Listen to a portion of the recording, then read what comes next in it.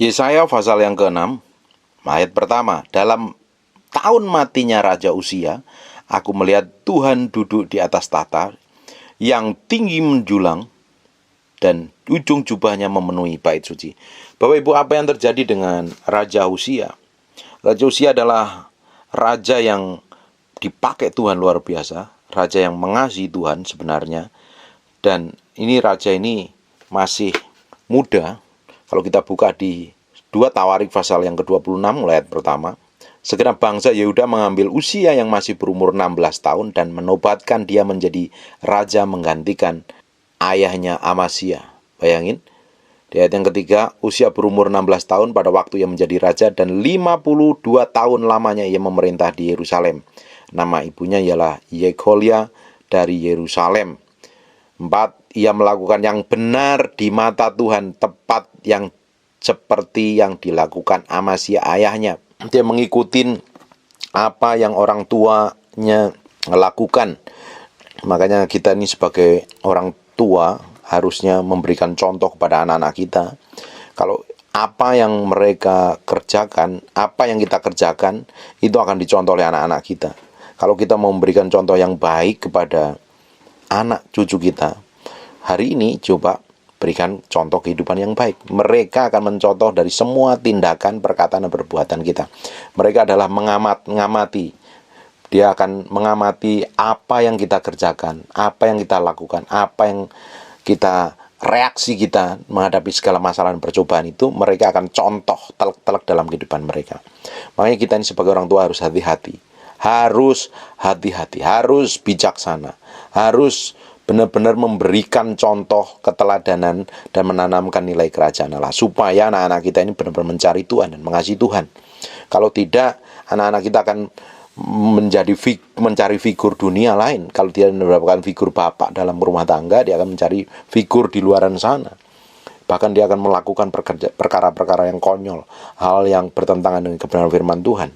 Jadi apa yang dilakukan orang tua itu akan menjadi satu contoh bagi anak-anaknya. 5. Ia mencari Allah selama hidup Zakaria, yang mengajarnya supaya takut akan Allah. Bayangin, Zakaria ini ngajarin bahwa dia harus hidup takut akan Allah. Makanya kita ini harus dimuridkan, kita harus dididik, diajarin. Kita tidak bisa hidup sendiri, harus ada pembimbing rohani. Dan pembimbing rohaninya cari pembimbing rohani yang sehat, yang ngajarin benar-benar mencintai Tuhan, mengasihi Tuhan, benar-benar hidup bergantung kepada Tuhan, seperti yang dilakukan oleh Uzia. Ia mencari Allah selama hidup Zakaria, yang mengajarnya supaya takut akan Allah. Dan selama ia mencari Tuhan, Allah membuat segala usahanya berhasil. Saya percaya kalau kita ini benar-benar mencari Tuhan dalam kondisi susah, kondisi ruwet, kondisi rumit, dan saya buktikan sampai hari ini Tuhan pelihara. Ada hal-hal yang ajaib, bagaimana caranya Tuhan pelihara, saya tidak pernah kepikiran, tetapi Tuhan kerjakan dan luar biasa. Selama hati kita ini nempel kepada Tuhan, selama hidup kita ini mencari Tuhan dengan sungguh-sungguh, selama hati kita ini sungguh-sungguh mengasihi, benar-benar ada kerinduan, ada kehausan, ada kelaparan dengan Tuhan, berusaha melakukan yang terbaik karena kita mengasihi dan mencintai Tuhan, Tuhan itu akan berkatin kita otomatis. Tidak mungkin seorang bapak yang anaknya nurut, anaknya baik, semua kebutuhannya nggak dicukupin. Orang tua tersebut akan berusaha mencukupi semua yang dibutuhkan anak-anaknya. Saya percaya Tuhan kita melebihi dari bapak-bapak duniawi. Bahkan Alkitab nyatet kalau kamu minta telur, Tuhan nggak akan kasih kalajengking. Tuhan minta roti, nggak akan kasih batu. Dan saya percaya kalau bapak dunia aja mereka tidak akan melakukan seperti itu, saya percaya Bapa di surga pun pasti akan memberkati. Coba cek kalau selama ini Tuhan gak bikin berhasil. Apa yang kita kerjakan selalu gagal, apa yang kita kerjakan selalu mentok. Jangan-jangan kita tidak hidup dalam kebenaran janji Tuhan. Kita tidak hidup, hati kita ini kotor, hati kita itu busuk, hati kita itu tidak berjalan seperti apa yang Tuhan mau. Jangan-jangan kita sudah tidak mencintai Tuhan lagi, tidak mencari Tuhan dengan sungguh-sungguh. Saya percaya dan yakin kalau orang itu sungguh-sungguh mencari Tuhan, sungguh-sungguh berjalan segenap hati hidup dalam kebenaran, Tuhan itu pasti berkati. Memang kita ini tidak bisa hidup kudus, itu tidak bisa selama kita masih memakai tubuh daging ini. Seringkali kita ini terjebak di dalam perbuatan dosa. Tapi kita cepat sekali berubah, cepat sekali bertobat. Kita bisa kepleset di dalam dosa, tapi kita cepat kembali karena Tuhan menariknya. Karena kasih karunia Tuhan. Hati kita yang mencintai Tuhan, mengasihi Tuhan, kita kembali kepada Tuhan. Dan waktu kita kembali, akhirnya Tuhan pulihkan, Tuhan berkati. Kalau Bapak Ibu kita baca nanti di 2 Tawarik, kisahnya para raja-raja. Ketika bangsa Israel itu dipimpin oleh pemimpin yang tidak takut akan Tuhan, mereka akan mengalami kekalahan, mereka dijajah musuh, mengalami penderitaan. Tapi ketika mereka berbalik kepada Tuhan, kembali Tuhan lakukan breakthrough dan terobosan. Masih ada kesempatan sampai hari ini bahwa Tuhan masih buka jalan. Kalau hari ini kita bisa melakukan kesalahan, gagal, stres, babak belur, Tuhan bisa sanggup pulihkan. Dan Tuhan masih membuka jalan. Ketika kita ini memberi hati kita ini balik kepada Tuhan, Tuhan berkata Dia akan memandang kita dari jauh dan lari mendekatin kita seperti anak yang terhilang itu. Ketika dilihatnya dari jauh, anaknya mulai balik, bapaknya lari, pingin menemui anaknya dan memulihkan. Dan saya percaya ketika hati kita ini bertobat sungguh-sungguh di hadapan Tuhan, mencari Tuhan sungguh-sungguh. Saya nggak tahu kelemahan Bapak Ibu apa, dosa Bapak Ibu apa, pelanggaran Bapak Ibu apa yang dilakukan. Tapi buat hatimu kembali bertobat. Cari Tuhan. Cari Tuhan. Kejar Tuhan. Saya percaya. Dan selama ia mencari Tuhan, akhirnya Allah membuat segala usahanya berhasil. Tuhan berkati luar biasa. Sebenarnya kunci berhasil adalah kita ini hidup bergantung kepada Tuhan. Hidup menyerah kepada Tuhan. Dan hidup mencintai Tuhan. Dan mencari Tuhan. Sungguh-sungguh. Dalam beberapa 2 hari terakhir saya ngajar tentang masuk dalam hadirat Tuhan. Saya percaya itu kuncinya. Kita mencari Tuhan sungguh-sungguh. Kita masuk ke ruang Maha Kudus, bertemu secara pribadi dengan Tuhan. Kita mencari Tuhan, otomatis daging kita ini akan dimatikan. Semua keinginan daging, hawa nafsu kita ini pelan-pelan dimatikan. Real dimatikan. Kita akhirnya mengalami permukaan. Dan waktu kita mengalami permukaan, hati kita dibuat lembut. Sungguh-sungguh mencari Tuhan. Akhirnya di ujungnya Tuhan akan memberkati kita. Itu luar biasa sekali. Dan Tuhan akan membuat apa yang kita kerjakan itu ingin berhasil. Karena apa? Ada penyertaan Tuhan. Kalau Tuhan menyertai kita, kemana kita pergi, apapun yang kita kerjakan, Tuhan selalu membuat berhasil di ujungnya. Dan nama Tuhan akan dipermuliakan. Amin. Di ayat yang ke-6, maka majulah ia berperang melawan orang-orang Filistin dan membongkar tembok Gad, Yabne, dan Asdod, lalu mendirikan kota-kota di sekitar Asdod dan di lain wilayah orang Filistin. Allah menolong orang-orang Filistin. Allah menolongnya terhadap orang Filistin dan terhadap orang Arab yang tinggal di Gur Baal dan terhadap orang Meunim. Tuhan lindungi. Orang Amon membayar upeti kepada Uzia. Bapak Ibu, saya percaya kalau kita ini ya hidup dalam perlindungan Tuhan, hidup dalam proteksi Tuhan. Makanya jangan izinkan dosa dan kelemahan. Dosa dan kelemahan dan pelanggaran itu seperti membuka tembok.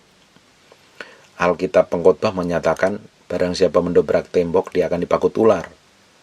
Di Amsal 26 ayat yang kedua, kutuk tanpa alasan tidak akan kena, berarti ada alasannya dulu baru kena. Kalau kita mencari Tuhan sungguh-sungguh, kita itu akan diperlindungi loh dari musuh-musuh kita. Dari serangan musuh-musuh kita, dari kehancuran, dari orang-orang yang membenci kita. Ada perlindungan Tuhan secara luar biasa. Kalau ada celah, yaitu pelanggaran dan dosa, cepat bertobat supaya celah itu tidak menjadi lebar. Karena seringkali celah menjadi pintu masuknya setan. Tujuannya bukan kelemahan kita, tetapi tujuannya kekuatan kita untuk menghancurkan kita dari dalam. Makanya ada perlindungan Allah. Selama usia mencari Tuhan, apa yang dikerjakan Tuhan bikin berhasil, dilindungi dari wilayah-wilayah musuh, dari penyerang musuh. Bahkan ayat yang 8, orang-orang Amon membayar upeti kepada Uzia. Namanya termasuk sampai ke Mesir karena kekuatan yang besar. Bayangin Bapak Ibu. Dikirim orang-orang akan memberkatiin kita. Tuhan akan pakai orang-orang fasik. Mereka mengumpulkan harta untuk kita. Saya percaya itu akan terjadi. Dan Tuhan akan memberkati kita dengan caranya yang ajaib ketika kita ingin mencari Tuhan. Berkat, kelimpahan itu bukan tujuan utama. Tuhan yang menjadi tujuan yang utamanya. Dan kita akan diberkati, diberikan nama besar, ada kemasuran menyertai kita. Bayangin Bapak Ibu, kalau kita ini hidup benar di hadapan Tuhan, apa yang kita kerjakan, apa yang kita lakukan, itu menjadi berkat bagi banyak orang. Otomatis mereka akan ngomong dari mulut ke mulut, bahwa aku udah diberkati nih loh. Kamu dengerin khotbahnya orang ini loh, bagus loh. Aku tuh benar-benar kalau kenal dia itu enak. Aku tuh kalau dengerin dia ngomong itu rasanya itu hatiku tuh adem. Karena apa? Kita itu kalau disertain Tuhan, apa yang kita katakan, apa yang kita kerjakan, Tuhan ada di sana. Dan Tuhan bisa memakai mulut kita, perkataan kita, khotbah kita, pelayanan kita itu menjamah dan menyentuh orang. Otomatis mereka akan ngomong kepada saudaranya, keluarganya, dan orang lain. Otomatis dari mulut ke mulut menyampaikan bahwa Tuhan pakai kita. Sebenarnya karena kekuatan Tuhan, bukan karena kekuatan kita. Karena ada Tuhan di dalam kita, kita dipakai Tuhan dalam perkara-perkara ilahi, dan nama kita otomatis bonusnya itu termasuk, itu udah pengikutinya di dalamnya. 9. Usia mendirikan menara di Yerusalem, di pintu gerbang sudut, di atas pintu gerbang lebak, dan penjuru serta mengokohkannya. Ini dia mendirikan juga menara-menara di padang gurun, menggali banyak sumur, karena banyak ternaknya maupun dataran rendah maupun dataran tinggi. Ia juga mempunyai petani-petani menjaga kebun anggur. Dia sangat diberkati sekali ini. Dia menjaga hubungannya dengan Tuhan. Dia terus mengintai. Makanya kita ini harus hidup, harus benar-benar dalam kekudusan, dalam kesucian, menjaga kemurnian hati. Kalau ada berkat datang, itu adalah karena kemurahan Tuhan saja. Ini tambah hari, kalau orang hidup di dalam Tuhan itu semakin diberkatin. Berkat memang tidak hanya secara fisik saja, tapi hidup kita itu menjadi berkat bagi banyak orang. Luar biasa sekali. Kalau ada berkat fisik, itu adalah bonus saja, supaya kita bisa dipercayakan perkara-perkara besar untuk membantu semua pekerjaan Tuhan. Karena semua pekerjaan Tuhan itu membutuhkan biaya. Dan semakin Tuhan pakai kita, Tuhan berkatin kita, kita seharusnya semakin memperbesar kapasitas kita. 11. Selain itu usia mempunyai tentara yang sanggup berperang, yang maju berperang dalam laskar-laskar menurut jumlah anak buah yang dicatat dalam panitera. Yel dan penata usaha Maesya di bawah pimpinan Hanaya, salah satu panglima raja. Mereka memiliki anak buah yang terdidik, tentara yang powerful sekali. Bahkan dia sanggup nih, raja yang ini sanggup berperang dengan powerful sekali. Ini tentara yang membuat breakthrough. Di bawah pimpinan mereka terdapat satu bala tentara terdiri dari 307.500 orang yang gagah perkasa dalam berperang untuk membantu raja dalam menghadapi musuh. Ini tentara khusus nih, pasukan khusus nih. Di bawah pimpinan mereka terdapat satu bala tentara terdiri dari 300 yang gagah perkasa. Saya percaya kalau kita ini hidup benar di hadapan Tuhan, Tuhan akan kirim koneksi secara ilahi. Tuhan akan kirim orang-orang tertentu dalam kehidupan untuk menyokong, membantu, menopang semua visi Tuhan dalam hidup kita itu menjadi kenyataan. Saya yakin dan percaya. Tuhan akan kirim provision untuk menggenapi visi Allah. Di mana ada visi Allah yang ada dalam diri kita, Tuhan akan kirim provision. Tuhan akan kirim orang-orang secara ilahi untuk membantu menopang seperti yang Usia lakukan ini. 14. Usia memperlengkapi seluruh tentara itu dengan perisai, tombak, ketopong, baju sirah, busur, dan batu umban. Ini tentara, ini raja yang bikin breakthrough nih. Ia membuat juga di Yerusalem alat-alat perang, ciptaan seorang ahli yang dapat menembakkan panah dan batu besar untuk ditempatkan di atas menara-menara penjuru. Namanya raja itu termasuk sampai ke negeri-negeri karena ditolong dengan ajaib sehingga ia menjadi kuat. Bayangin ayat 16. Setelah ia kuat, ia menjadi tinggi hati. Makanya hati-hati. Kita ini seringkali terjebak dengan banyak hal yang tidak berkenan di hadapan Tuhan, yang kadang yang dari dalam diri kita sendiri. Makanya Tuhan seringkali harus meremukkan kita.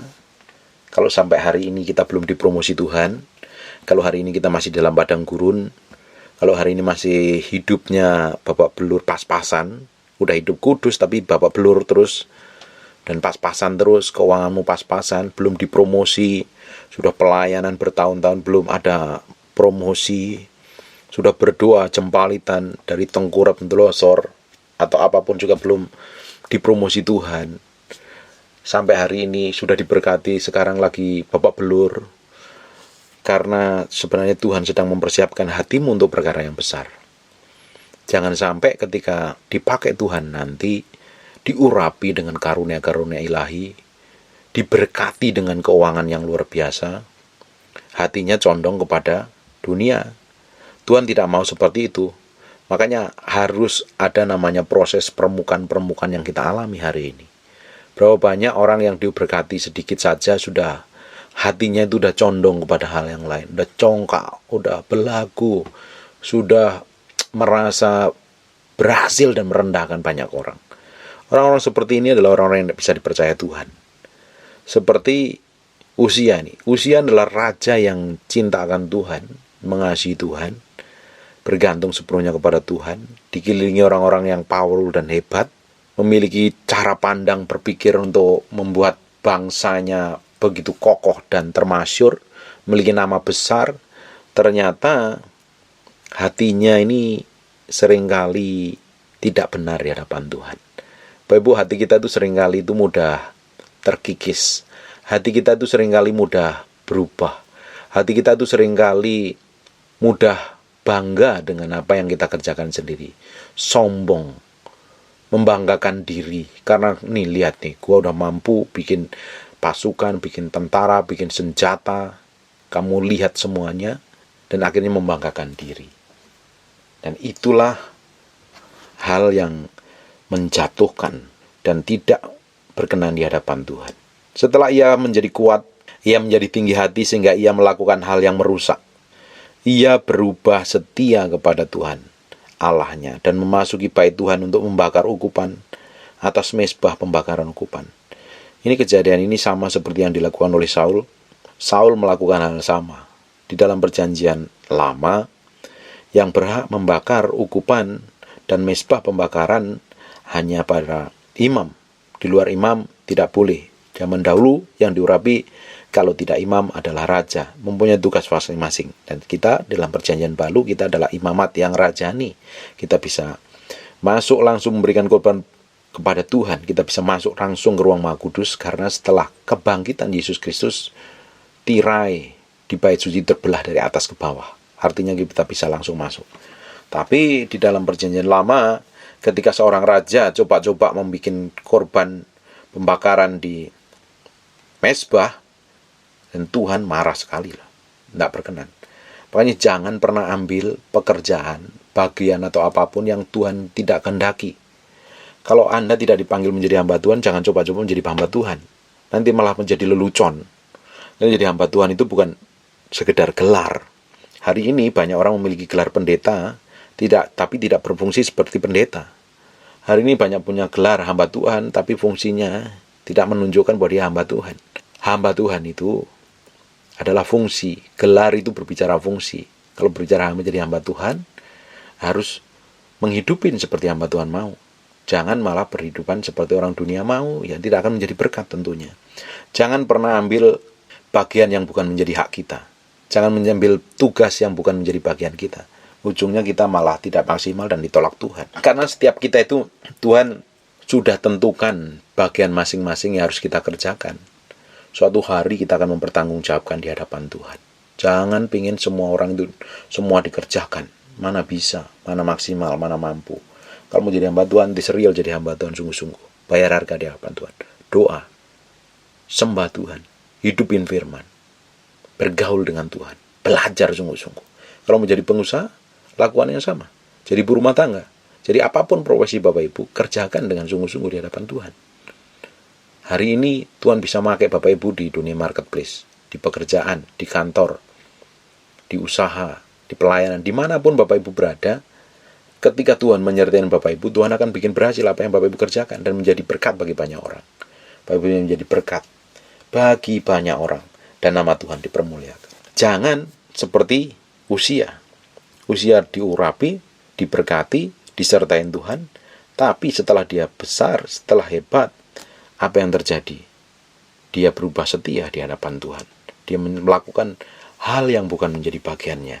Dipikir gue udah berhasil, gue udah mampu, gue udah ini. Dia coba, gue kan langsung bisa memberikan korban. Tetapi apa yang terjadi? Ayat yang ke-17, tetapi Imam Azaria mengikutinya dari belakang bersama-sama 80 imam Tuhan, orang-orang yang tegas. Mereka berdiri di depan Raja Uzia dan berkata kepadanya, "Hai Uzia, engkau tidak berhak membakar ukupan kepada Tuhan. Hanyalah imam-imam keturunan Harun yang telah dikuduskan yang berhak membakar ukupan. Keluarlah dari tempat kudus ini, karena engkau telah berubah setia. Engkau tidak akan memperoleh kehormatan dari Tuhan karena hal ini." Tapi Uzia dengan bokor ukupan itu, tangannya itu untuk dibakar menjadi marah. Sementara amarahnya meluap pada imam, timbullah penyakit kusta pada dahinya di hadapan para imam itu. Rumah Tuhan dekat mezbah pembakar ukupan. Imam kepala Azaria dan imam lainnya memandang kepadanya, dan sesungguhnya ia sakit kusta pada dahinya. Cepat-cepat ia mengusirnya di sana, dan ia berdiri tergesa-gesa keluar karena Tuhan menimpakan tulah kepadanya. Raja Uzia sakit sampai pada hari matinya, dan sebagai orang yang sakit kusta, ia tinggal dalam sebuah rumah pengasingan. Bayangin, dari raja yang besar, dia diusir, kena tulah, kena kusta, dan Yotam anaknya mengepalai istana raja dan menjalankan pemerintah atas rakyat negeri itu. Bayangin Bapak Ibu, karena kesalahan fatal, semua visi Tuhan yang besar itu gugur. Jangan sampai kita ini melakukan hal yang konyol, yang kita anggap sepele, padahal itu sangat besar dalam pemandangan mata Tuhan. Jangan sampai kita melakukan hal yang konyol, hal-hal yang tidak berkenan di hadapan Tuhan, dan akibatnya visi Tuhan yang besar itu gugur. Harusnya Uzia ini bertobat mencari Tuhan, berubah seperti Daud. Ketika melakukan dosa, ditegur oleh imam, dia cepat bertobat. Tapi apa yang dilakukan malah seperti Saul lakukan, malah marah, dan ujungnya Tuhan sendiri yang murka. Makanya kalau Bapak Ibu ditegur, ketika Bapak Ibu ditegur, dinasihatin orang itu jangan buru-buru marah. Nanti malah tulah Tuhan yang datang, malah kutuk yang datang. Saya seringkali, banyak orang, terutama orang di sekitar saya itu tegur saya.